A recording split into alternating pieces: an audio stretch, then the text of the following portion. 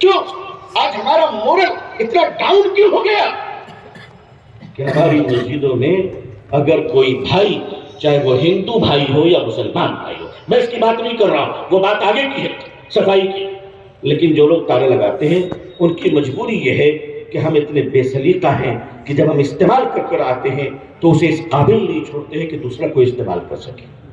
ہم بتا کر آتے ہیں کہ دیکھو ہم اتنے گندے انسان ہیں، اور واقعہ کیا بیان کرتے ہیں کہ ہمارے بزرگوں نے اپنے ہاتھ سے صاف کیا تھا، اور کریکٹر ہمارا یہ کہ ہم خود اپنے ہاتھ سے گندا کر آ رہے ہیں۔ اتحاد المسلمین پر بات کرتے ہیں، مسلمانوں میں اتحاد ہونی چاہیے۔ مجمع میں دیکھ رہا تھا میں کہ اکرام مسلم پر گفتگو ہو رہی، اور ایک شخص پانی کا بوتل لیے ہے اور بغل میں ایک آدمی پیاس سے بوتل مانگنا چاہ رہا ہے، تو وہ کہہ رہے نہیں یہ منرل واٹر ہے، تمہیں نہیں دے سکتا، میں خرید کے لایا۔ بات اکرام مسلم کی ہو رہی ہے، بات اتحاد مسلم کی ہو رہی ہے۔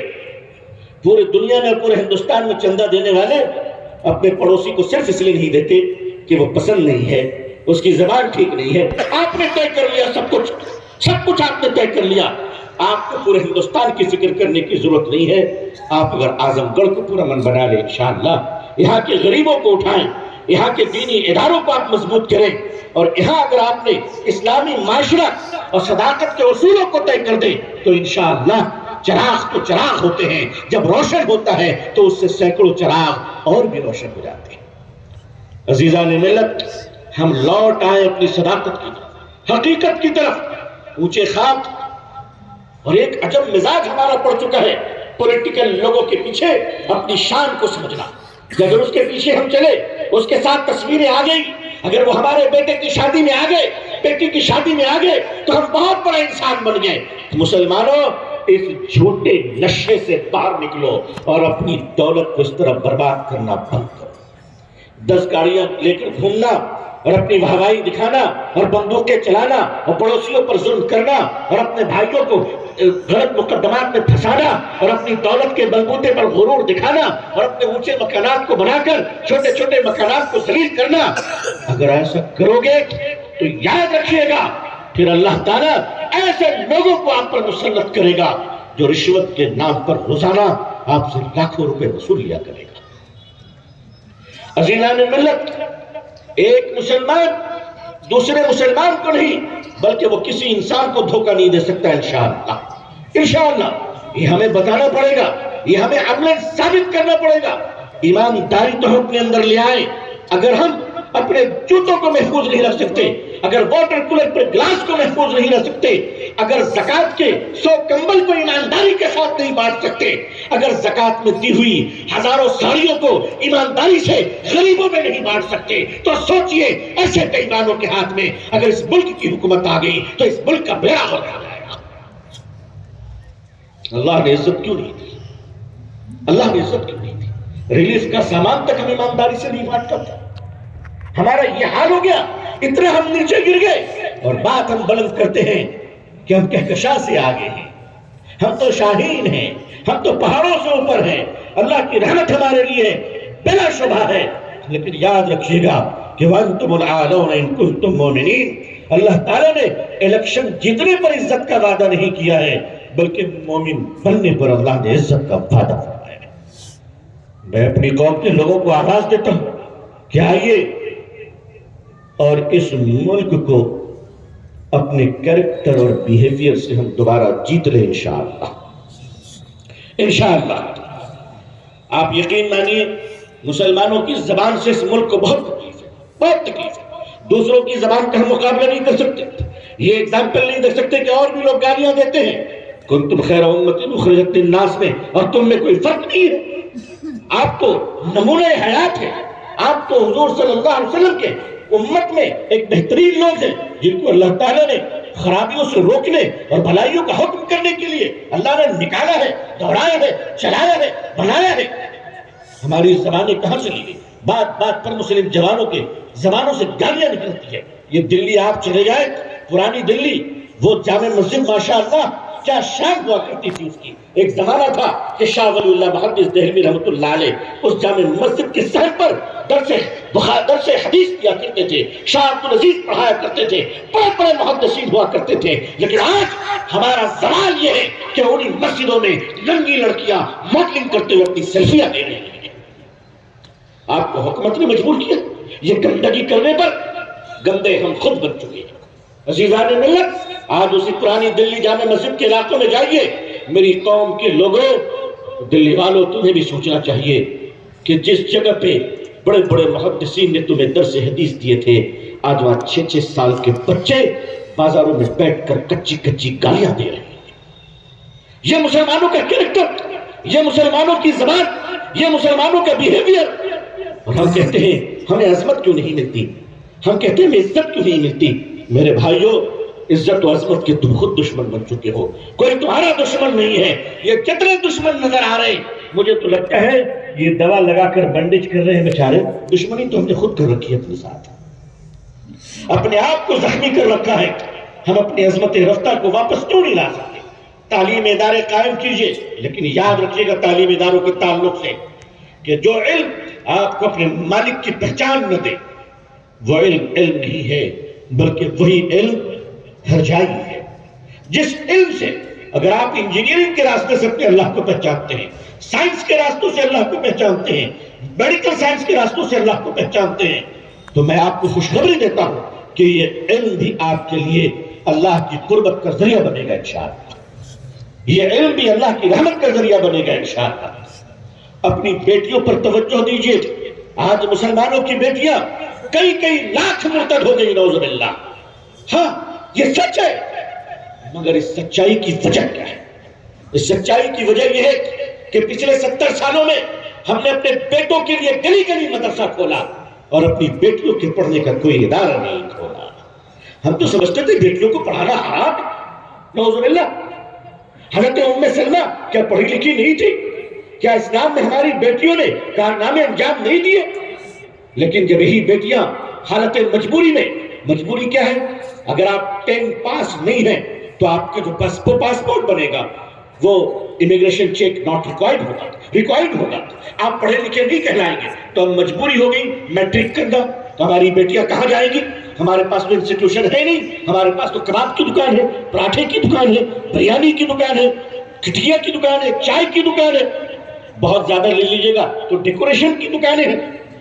یا پھر ہمارے حکیم صاحب بیٹھے ہوئے گولی لے کر، آپ سمجھ سکتے ہیں کس چیز کی ہے. ہمارا کام ہی اتنا رہ گیا، ادھر کباب کھانا، ادھر سے گولیاں خریدنا. بس اسی دونوں کے درمیان ہم رہ گئے. تو ہماری بیٹیاں پڑھنے کہاں جائیں گی؟ ہماری بیٹیاں ان کے اداروں میں گئی جن کے اداروں میں پڑھایا جاتا ہے، سر کو ڈھانکنے کی اجازت نہیں دی جاتی ہے. یہ ان کا نظام ہے. مسلمان بچیاں وہاں سے ارتداد کی طرف جا رہی ہیں. آپ نے اس پر غور کیا؟ ہمارے اپنے ادارے کیوں نہیں بنے؟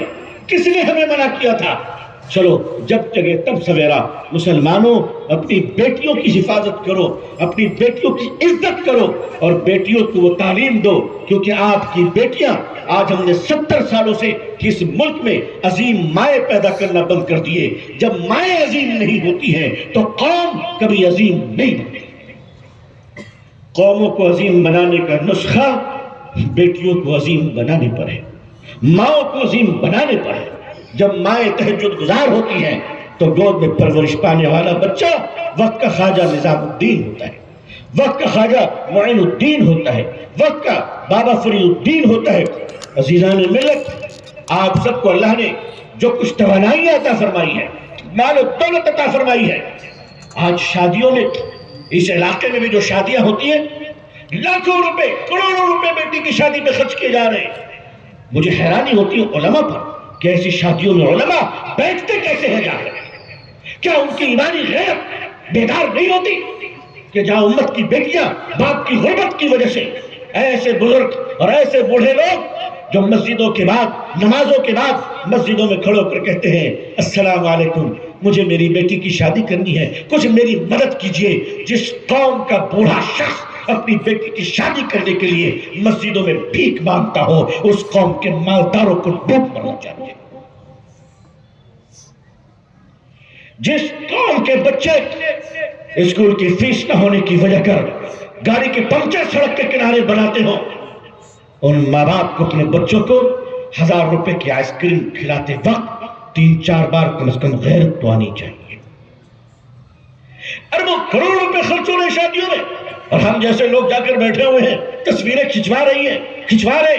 ہمارے اندر کا ضمیر کب جاگے گا؟ ہمارے اندر کی غیرت کب جاگے گی؟ کیا ہم اسے بول نہیں سکتے کہ اگر تم حضور کی شریعت و سنت سے نہیں ہو تو ہم بھی تمہارے نہیں ہیں؟ عزیزان ملت، کچھ سخت فیصلے کچھ کرنے ہوں گے۔ کیا ہم اپنی بیٹیوں کی شادیوں کے لیے سادگی کو اپنا نہیں سکتے؟ ہاں، سادگی پہ تقریریں بہت ہوتی ہیں، ہماری بہت تقریر ہوتی ہیں۔ تقریریں آپ سن لیجئے تو ہم اس میدان کے پہلوان ہیں، مگر جب نوبت سادگی کی آتی، سادگی کہتے کس کو ہے؟ برطانیہ کا پرنس چارلز، ابھی اس کی شادی کچھ سالوں پہلے ہوئی، آپ جانتے ہیں برطانیہ کا شہزادہ ہے، مگر اس کی شادی چرچ میں ہو رہی ہے۔ مسلمانوں، تم کتنے بد نصیب ہو کہ تمہیں اپنے بیٹے کے نکاح کے لیے خدا کا گھر نصیب نہیں ہوتا ہے۔ مسجد میں نکاح کروانا اپنی شان کے خلاف سمجھتے، کیوں کہ بدھائک جی کہاں بیٹھیں گے، سانسد جی کہاں بیٹھیں گے؟ تم کو سب کی فکر ہے، فکر نہیں ہے تو اپنے حضور کی سنتوں کی فکر نہیں ہے صلی اللہ علیہ وسلم۔ تو کرو غلامی تو نہیں کی، کرو چیتیاں سیدھی تو نہیں کی، عزت تو ان کے پاس نہیں ہے، عزت تو اللہ نے اپنے محبوب کی غلامی میں رکھا ہے۔ یہ کروڑوں روپے شادی میں خرچ، اور دیکھ پر دیکھ چڑھ رہے ہیں۔ کھانا ضائع جو ہو رہا ہے وہ تو اپنی جگہ پر ہے، اللہ نے دولت دی ہے تو اسے اپنی ملکیت نہ سمجھیے، اپنے آپ کو اس کا امین سمجھیے۔ مال تو اللہ کا ہے، اس کا حساب آپ کو دینا پڑے گا۔ اپنے مالوں کو اس طرح خرچ کیجئے کہ وہ مانوتا کے سمان اور ادھار کے لیے کام کرے، اور صرف مسلمان نہیں بلکہ سارے جگت کے انسان، چاہے مسلمان بھائی ہو، ہندو بھائی ہو، دیش ہو، پڑوسی ہو، ہم سب کے کام کیسے آ سکے۔ مسلمانوں، یہ ایجنڈا آج سے بنا یہ اس لیے کہ محبت اس دنیا کا سب سے خوبصورت پودا محبت ہے، اور محبت کے پودے زمین پر نہیں انسان کے دلوں میں اگا کرتے ہیں۔ آئیے ہم سب اپنے آپ کو دوبارہ اپنا ریویو کریں کہ ہم کس راستے پر جا رہے ہیں، دکھاوے کی زندگی سے ہم باز آ جائیں انشاءاللہ۔ دوسری چیز، اللہ تعالی ہماری زبانوں کو سچی اور میٹھی بنا دے۔ اللہ تعالی ہمیں بہتر اخلاق کا مالک بنائے۔ واقعتاً مسلمانوں کے اخلاق بہت مل گئے، پڑھے لکھے دینداروں کے اخلاق سے طبیعت اوب جاتی ہے کہ اللہ قرض لینے کے بعد دینے کا نام نہیں لیتے، بلکہ بعض تو بیچارے جنہوں نے پیسے دیا ہے وہ شرم کی وجہ سے مسجد بدل دیتے ہیں، اس لیے کہ جس نے لیا ہے وہ بے شرم تو وقت پر آ جاتا ہے، اسے کوئی فرق نہیں پڑتا۔ بھائیوں، دوسروں کی امانتیں لوٹا دو اس سے پہلے کہ تم لوٹ جاؤ اللہ کی طرف، اس کی فکر کرو۔ آپ ابھی مجھ سے پہلے مفتی راشد صاحب نے بیٹیوں کے حصے کی بات کی۔ ہم لوگ تو بیٹیوں کو اولاد سمجھتے ہیں مگر حقدار نہیں سمجھتے۔ جو آدمی اپنی بیٹی کا حصہ نہیں دیتا ہے وہ تہجد پڑھنے کے باوجود ڈکیت ہے، ڈاکو ہے، وہ طواف کر رہا ہے مگر ڈاکو طواف کر رہا ہے، جس نے اپنی بہن کا حق مارا ہے، اپنی بیٹی کا حق مارا ہے، اپنی بیوی کا حق مارا ہے۔ اللہ تعالی ہمیں اپنی بہن، بیٹی، بیوی اور ماں کا حق ادا کرنے کی توفیق عطا فرمائے۔ اس کی فکر کیجئے۔ علماء ماشاءاللہ ہمارے مدارس سے بہت فارغ ہو رہے ہیں، سالانہ 1 لاکھ علماء فارغ ہو رہے ہیں۔ دعا کیجئے کہ اللہ ان علماء کی تربیت کا بھی نظم فرما دے، تاکہ یہ ایسے بن کر نکلے کہ ان کو دیکھنے کے بعد دوسروں کا ایمان تازہ ہو جائے انشاءاللہ۔ ابھی ذرا ایمان میں تھوڑی گڑبڑی ہو جا رہی ہے، اس لیے اس کا تازہ کرنے کے لیے ان کی تربیت ہونی ضروری ہے۔ اللہ اس ملک کے مدرسوں کو اسلام کی نشر ثانیہ کے لیے دوبارہ مثالی بنا دے، آمین۔ اللہ اس ملک میں اہل اللہ اور اکابرین اور اللہ تعالیٰ ان کے صدقے ہم جیسے گنہگاروں کے بھی ایمان، جان، مال، عزت، آبرو کی حفاظت فرمائے۔ اللہ بیت العلوم، مدرسہ اسلامیہ عربیہ بیت العلوم اور ان جیسے تمام مدرسوں میں کہ جہاں اللہ کا نام زندہ کیا جاتا ہے، طلبہ کی تربیت دی جاتی ہے، اور اللہ کے سامنے رونے کا مزاج بنایا جاتا ہے۔ اللہ ان تمام اداروں کو محفوظ و معمون رکھے، اور اللہ تعالیٰ ہم سب کو اپنی یاد اور معرفت نصیب فرمائے، اپنی رضا نصیب فرمائے، آمین یا رب العالمین۔ اللہ سے دعا ہے کہ اللہ تعالیٰ اس ملک میں اور پوری دنیا میں ہم سب کو اسلام کی عزت دیکھنا نصیب فرمائے۔ اقوام عالم اور اہل ہندوستان کے دلوں میں اللہ اسلام کی محبت، عظمت اور مسلمانوں کی عزت اللہ قائم و دائم فرمائے، آمین یا رب العالمین۔